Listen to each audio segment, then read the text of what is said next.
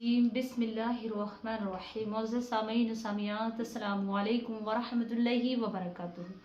उम्मीद करती हूँ कि आप सब खैर आफियत से होंगे। अल्लाह तबारक व तआला जहाँ पे भी हो आप खुश हो, आबाद हो और आपकी तमाम मुसीबत आपसे दूर हो। प्यारे अजीजों, आइएगा मेरी बहनों के लिए एक बहुत ही अहम टॉपिक है और ये मसला उनके लिए है जो मेरी बहनें कहती हैं ना कि मेरा शौहर मुझसे प्यार ही नहीं करता, मेरा शौहर तो मुझे देखता ही नहीं, मेरा शौहर तो मुझसे जुदा जुदा रहता, ना मुझे खर्चे को देता है, ना मुझसे पैसे देता है, अपने हाथ में खर्चा रखता है। तो प्यारे अजीजों, आज मैं उन लोगों को बताऊंगी जो मर्द अपनी बीवी के हाथ में घर का खाना पकाने का जो रिस्क, जो सामान है, जो अपनी बीवी को अपनी कमाई में से पैसे न दे वो तो अलग बात है, लेकिन जो खर्चे को भी न दे, जो वो घर की मालिक जो बनकर आई है उसके हाथ में अपने घर का निजाम ना रखे, तो ऐसे मर्दों के लिए मैं बताऊं कि उन पर कितनी बड़ी नहुसत आ सकती है एक औरत के खर्च देने से। प्यारे जो मैं औरतों को बताऊंगी कि अपने शौहर को किस तरीके से अपने काबू में रखें, जो उनकी हर बात माने, जो उनकी हर बात पर लब्बैक कहे। वो औरतें भी ज़रूर इस वीडियो को समाप्त करें, लेकिन मर्दों के लिए पहले मैं बताती चलूं कि उन्हें क्या नहुसत हो सकती है। जब औरत निकाह होकर के तुम्हारे घर में आ गई, और हर घर का दस्तूर है कि जब फैमिली हो जाती है, निकाह हो जाता है, बच्चे होते हैं, बच्चे होने के बाद उनकी पूरी फैमिली बन जाती है, फिर वो मियाँ बीबी वालिदैन अपनी मर्जी से उन्हें अलग कर देते हैं। जिस तरीके से अगर वो एक फैमिली में रह रहे हैं, वालिदैन के साथ हैं मियाँ बीबी और दो बच्चे भी हैं, अगर वो रह रहे हैं तो उनका निजाम उनकी सास के हाथ में होगा। तो सास को भी चाहिए कि अपनी बेटी समझ करके उसे थोड़े बहुत पैसे, खाने पीने का सामान जो भी आ रहा है आते रहने दें, लेकिन शौहर का भी एक हक ज़रूर है कि उसे अलग से 150 रुपये 200 रुपये उसे ज़रूर दे, 50 ज़रूर दे, ताकि उसका दिल खुश रखे, ताकि उसका दिल खुश रहे। बेशक आप एक फैमिली में, जॉइंट फैमिली में हैं, आपकी वालिदा, आपके वालिद, आपके बहन भाई और आपकी बीवी, आपके 2-3 बच्चे भी हैं, उस साझे में रह रहे हैं, यानी जॉइंट फैमिली में एक जगह उनका खाना पकाना है, तो वो किस तरीके से हैंडल करे, अपनी बीवी को कुछ दे सकता है या नहीं, पहले मैं उसके बारे में बताऊं। देखो, अगर आप 10,000 महीने के कमा रहे हैं, 5,000 कमा रहे हैं, तो उसमें से चाहिए अपनी महीने में एक बार अपनी बीवी को अपनी कमाई में से कुछ खर्चे के लिए अलग से दें कि लो ये तुम्हारे लिए 1,000 नहीं 500 दें कि ये 500 रुपये तुम्हारे हैं, इसमें से आप खाओ पियो कुछ भी करो, कहीं भी उठाओ, इससे कोई सवाल नहीं होगा। तो ये बीवी इससे खुश रहती है कि मेरा शौहर मेरी अलग से, और अगर ज़्यादा इनकम है तो 150 डेली दो उन्हें। और वो औरतें खाती नहीं है, नहीं उड़ाती है, ये औरतों का अलग से एक उनके अंदर एक जज्बा होता है कि वो अपने पैसों को जोड़ कर रखती हैं। वो जोड़ कर एक महीने में 2 महीने में 1,000-2,000 कर लेती हैं, तो वो तुम्हारे ही काम में आते हैं। कभी कभी ऐसा होता है कि जरूरत पड़ जाती है तो बीबी से लेने पड़ जाते हैं। तो जो शौहर अपनी बीबी का ख्याल नहीं रखता और अपने वालिदैन को तमाम कमाई देता है, उसे कोई पड़े नहीं, खा रही है पका रही है, कोई मतलब नहीं, बच्चे तो पले रहे हैं, खा भी रही है पका भी रही, तो इस वजह से उस औरत का दिल इतना टूटता है और वो सिसकती रोती है। और पैसा नहीं होता ना तो अच्छी बुरी चीज को भी नहीं कह सकती, वो एक ऐसे है जैसे गुलाम बनकर रह रही है, जैसे बांदी बनकर रही है। तो प्यारे अजीजों, ये सबसे बड़ी वजह है औरत के दिल को दुखाना, जिसकी वजह से आदमी पर ये नहुसत आती है कि वो किसी हाल में कितना भी कमा ले, आगे अपने कारोबार को नहीं बढ़ा सकता, आगे अपने कारोबार को नहीं ले जा सकता, बस वो वहीं का वहीं रहता, इतने ही कमागा और इतने ही अपने घर वालों को देगा, उसका कहीं भी अपनी जिंदगी में वो कामयाब नहीं हो सकता, नहीं वो माल बढ़ा सकता, नहीं कोई बिजनेस आगे बढ़ा सकता, कोई भी काम वो ऐसा नहीं कर सकता जिससे कि 4 लोग उसकी इज्जत करें, क्योंकि उसने अपनी बीवी को खुश नहीं रखा। और 150 रुपये से जाकर लो 200 रुपये हैं, 100 है, लो हंडिया मंगाना लेना, तो 150 में क्या होगा, ऐसा ना करें। आपकी कमाई 10,000 की है तो आप हफ्ते के उसे कम से कम 1,000 रुपये दें कि लो 1,000 रुपये हैं, ये 2,000 रुपये एक हफ्ते का खर्चा आप इसमें से उठाना। 5,000 रुपये आप कमा रहे हैं तो 2,000 अपनी बीवी को देंगे, 2,000 रुपये एक हफ्ते के लिए हैं आपके, इसमें से आप तमाम निज़ाम चलाना जो घर का। तो औरत कितनी बेहतरीन वो गृहिणी होती है, घर को ऐसे चला कर चलती है कि जो भी पैसे उसमें से बचती है वो अलग रखती है और घर का भी तमाम खर्चा करती है और बच्चों को भी रखती है। तो ऐसी औरत के लिए, ऐसे शौहर के लिए दोनों को इतनी खुशहाली मिलती है कि बीबी भी खुश रहती है और शौहर भी। लेकिन वो शौहर जो अपने पास सब कुछ रखते हैं और बीवी के पास कुछ भी नहीं होता। औरतें इतनी जोड़ा होती हैं कि वो तमाम पैसों को बड़े अच्छी तरीके से लगाती हैं, सही जगह पर इस्तेमाल करती हैं और उस पैसों को जोड़ कर रखती हैं। जो बचता है अपने अलग से अलग एक गुल्लक कर लेती हैं, कुछ भी कर लेती हैं और बहुत खुश रहती हैं। तो उस खुश रहने से उसके शौहर की कमाई में बरकत होती है और आगे चल के शौहर को ऐसे काम मिलते हैं जिससे बीवी को, वो कहते हैं ना, औरत के नसीब से दौलत घर में आती है और आदमी के नसीब से औलाद होती है। तो ये बिल्कुल हकीकत है, ये मुहावरा बिल्कुल सच है कि औरत अगर नेक है, पारसा है और अपने शौहर की खिदमत भी कर रही है, बच्चों को भी पाल रही है, उसके घर का तमाम निजाम चला रही है, तो उसी के नसीब से घर में बरकत होती है, रिस्क आता है।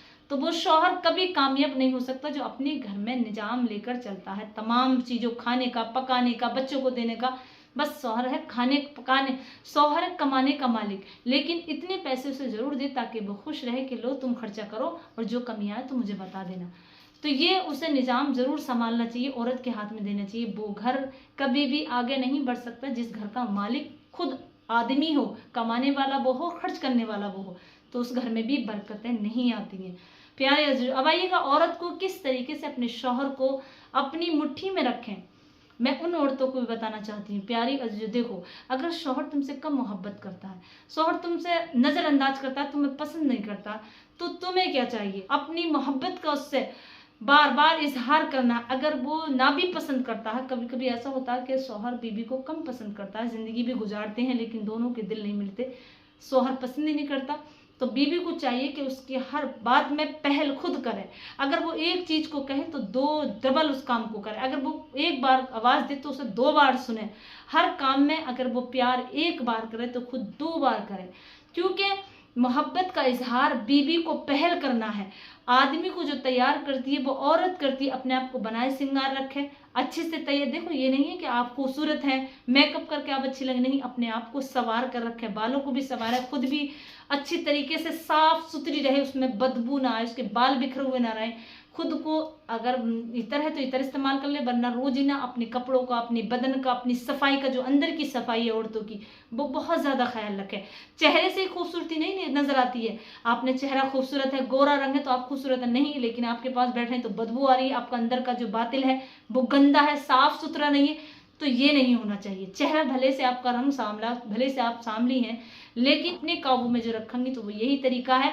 आप थोड़ी सी हारती भी हैं या आपके जुमले तलक हैं, शौहर को कुछ जुमले पसंद नहीं है, शौहर को आप ना पसंद हो, तो आप हर चीज में शौहर की पहल करें, उसकी खिदमत में अपने आप पहल करें, उसके खाने का ध्यान आप रखें, उसके सोने का ध्यान आप रखें, वो कहाँ सोता है, क्या चीज़ पसंद करता है, क्या चीज़ उसे नापसंद है। अगर वो पहनकर कहीं तैयार हो रहा तो आप उसके जूतों का ध्यान रखें, आप उसके कपड़ों का उसके ड्रेसिंग का ख्याल रखें। आपकी जो शौहर की, अगर वो वॉच बांधता है, उसे घड़ी की जरूरत, तो आप उठा कर रखें उसकी तमाम हर चीज़, यहाँ तक कि वो बाल कौन से कंघे से काटता है, वो कौन सा इतर लगाता है, उसे क्या क्या पसंद है। औरत अगर इस चीज़ों को रखेगी, मोहब्बतों का इजहार, कोई कहे कि तो गुलामी है, नहीं, ये मोहब्बत है। मोहब्बत औरत अपनी अर्पण कर देना शौहर पे, बुरी भली औरत हो, शकल सूरत न रखती हो, और वो अपनी मोहब्बत में अपने शौहर की हर चीज़ का ख्याल रखे, तो शौहर एक दिन उस पर अपने आप को वार देगा, अपनी मोहब्बत उसे तमाम निछावर कर देगा, फिर इतना दीवाना हो जाएगा कि उसके लिए खूबसूरती भी मैटर नहीं करती।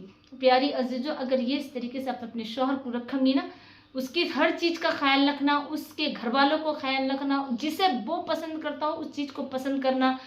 अब उसके वालिदैन की खिदमत अगर आप साझे में, तो वालिदैन का भी ख्याल रखना, भाइयों का भी ख्याल रखना, बहनों का भी रखना, तमाम चीज़ों को इस तरीके से आप लेकर चलेंगे। यहाँ तक कि अपनी सास से भी आप अलग हैं और एक ही घर में हैं, तो सास के कपड़े धो देना, सास के कपड़ों पर प्रेस कर देना, सास के अपने साथ ही रोटी बना देना, सास के बर्तन धो देना, तो ये चीज़ें सास का दिल जीतने के लिए हैं। और शौहर की हर हाल में खिदमत करना, तो शौहर के साथ साथ वालिदैन भी तुम्हारे बन जाएंगे। तो ये तरीका है घर को अपना बनाने का, घर में लोगों के दिलों में जगह बनाने का। तो प्यारी अजीजों, कितने भी नफरत करने वाला हो, अगर आप तमाम नफरतों को चाहती है दूर करना, तो वो 100 बातें भी आपको कह दे तो आप एक जवाब न दे, खामोश रहें। वो कहते हैं ना, एक चुप 100 को हरा देता है। एक बार चुप हो जाए आप, तो वो 100 बातें कह दे तो आप खामोश रहें।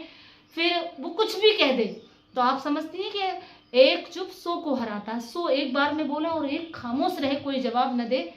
कोई आप पे झगड़ा या आपकी सास कुछ बातें गली जली सुना रही है तो आप सुन लें, कुछ नहीं है, फिर उसके वही काम करना शुरू कर दें, उसके कपड़े पर प्रेस करना, उसके कपड़े धोने, उसकी रोटी बनानी। अलग भी हैं आप तो, और आपका घर अलग नहीं है, एक ही जगह है।